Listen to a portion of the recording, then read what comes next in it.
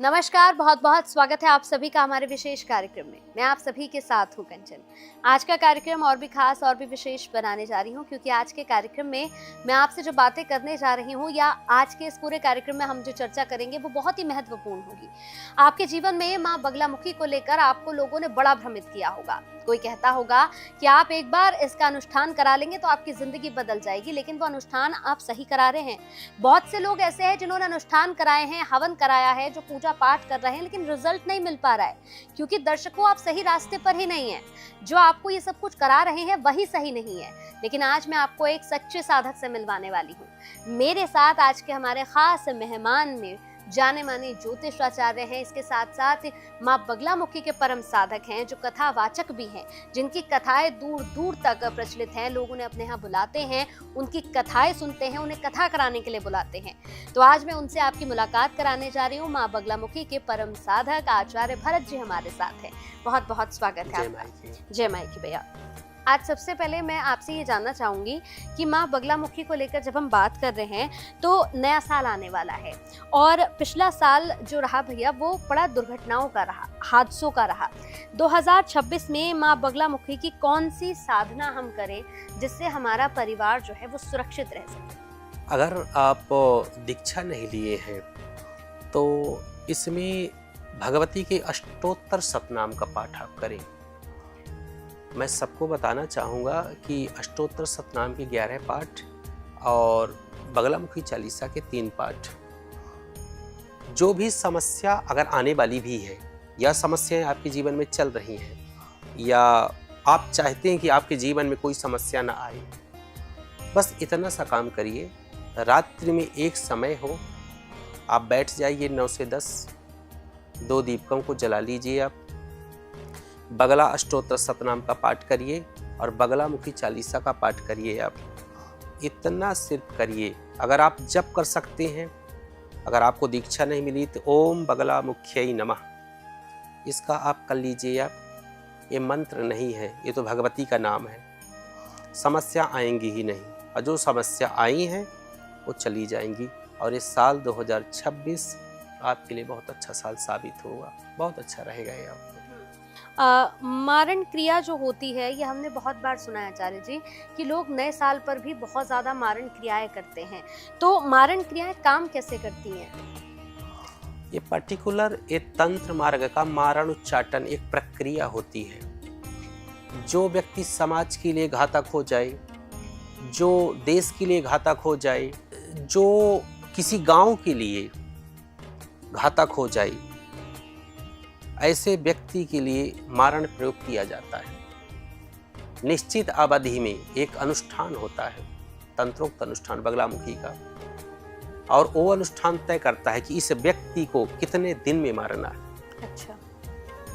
जितने दिन की अवधि होगी अनुष्ठान की, उतने दिन में वह व्यक्ति जो है जिस उद्देश्य से किया जाएगा मारण प्रयोग वो सिद्ध होता है। लेकिन मारण और उच्चाटन दोनों प्रयोग वर्जनीक है। विशेष परिस्थिति जब जीवन में आती है, विशेष संकट जब आता है, तो उस संकट में दोनों का प्रयोग किया जाता है। ऐसे नहीं कि निजी स्वार्थ के लिए आप किसी का मारण उच्चाटन आप कर दो, वो गलत है।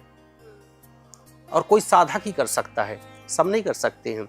जो साधना की हो वही मारण का प्रयोग, वही उच्चाटन का प्रयोग कोई साधक ही कर पाएगा, सब नहीं कर सकते।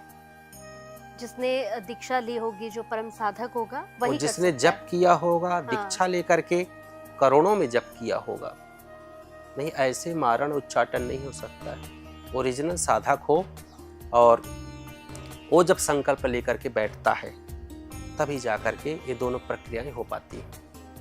यानी ये कोई आम इंसान नहीं कर सकता? नहीं, इम्पॉसिबल नहीं कर सकता है, वो हो ही नहीं सकता है। तो बिल्कुल इस बात को बहुत अच्छे से सभी लोग सुन ले, क्योंकि बहुत लोगों को डराया जा रहा है। देखिए ये पूरा एक मार्केट हो गया, एक बाजार हो गया। सोशल मीडिया पे आप देखेंगे तो लोगों को डराया जा रहा है। इस प्रोग्राम में आपको सच्चाई का सामना हम करा रहे हैं कि आपको किसी से डरने की जरूरत नहीं है, क्योंकि हर कोई आप पर मारण प्रक्रिया नहीं कर सकता है। माँ बगलामुखी का जो परम साधक हो, जिसने जप किया हो, जिसने अपना समय दिया हो, जो पहाड़ों पर घूमा हो, जिसने मेहनत की हो, सिर्फ उसी के बस की है ये। ये हर कोई जो आजकल रील्स बना रहा है या फिर आजकल जो सोशल मीडिया पर बहुत ज़्यादा वायरल हो रहे हैं अपने आप को परम साधक बनाकर, ये उनके बस की बात नहीं है दर्शकों। एक और सवाल है, शमशान साधना का बड़ा सुनते हैं हम आचार्य जी की शमशान साधना है। ये शमशान साधना क्या है और कौन कर सकता है शमशान साधना? प्रायः देखा जाए तो अघोरी लोग करते हैं, लेकिन एक चीज़ बताना चाहेंगे कि अगर कोई बगलामुखी का साधक है, उसका मार्ग वाम मार्ग है, तो वह भी शमशान में जाकर के साधना कर सकता है। शमशान में बहुत सारे ऐसे प्रयोग हैं, गुप्त हैं, हालांकि प्रकट नहीं किए जा सकते हो। शमशान में साधना भी की जाती है और शमशान में हवन भी किया जाता है।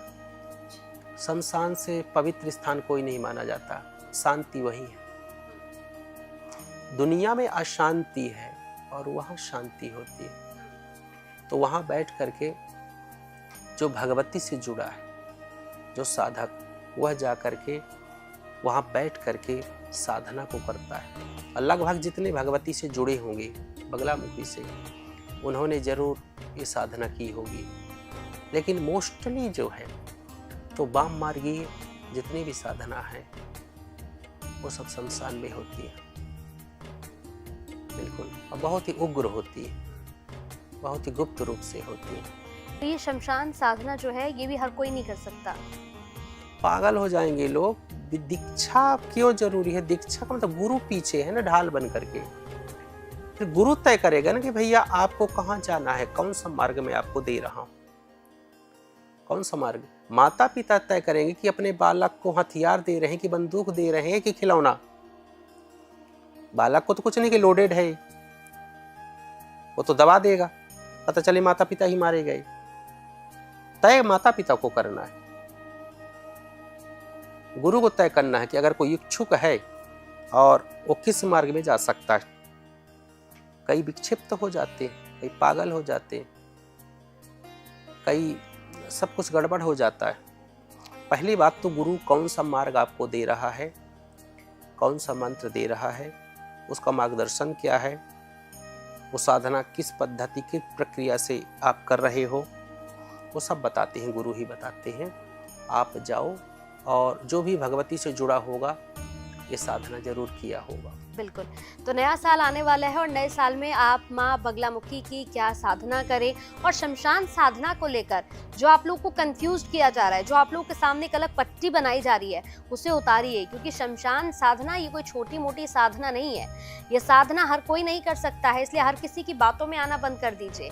और अगर आप चाहते हैं जीवन से सभी आपके दुख हट जाए, आप अपने दुश्मनों को परास्त कर सके, राजनीति में अगर आगे बढ़ना चाहते हैं, जिंदगी में कुछ करना चाहते हैं, कुछ बनना चाहते हैं, तो आप माँ बगलामुखी के शरण में चले जाइए और माँ बगलामुखी के परम साधक से एक बार जरूर मिलिए।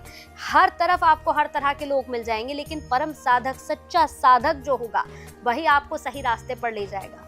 और मैं लगातार कार्यक्रम आचार्य जी के साथ काफी लंबे समय से कर रही हूँ, इसलिए मैं कहूंगी कि परम साधक के पास आइए, उनसे जुड़िए और फिर अपनी जिंदगी में कमाल देखिए। बहुत बहुत धन्यवाद आचार्य जी, फिर मुलाकात होगी।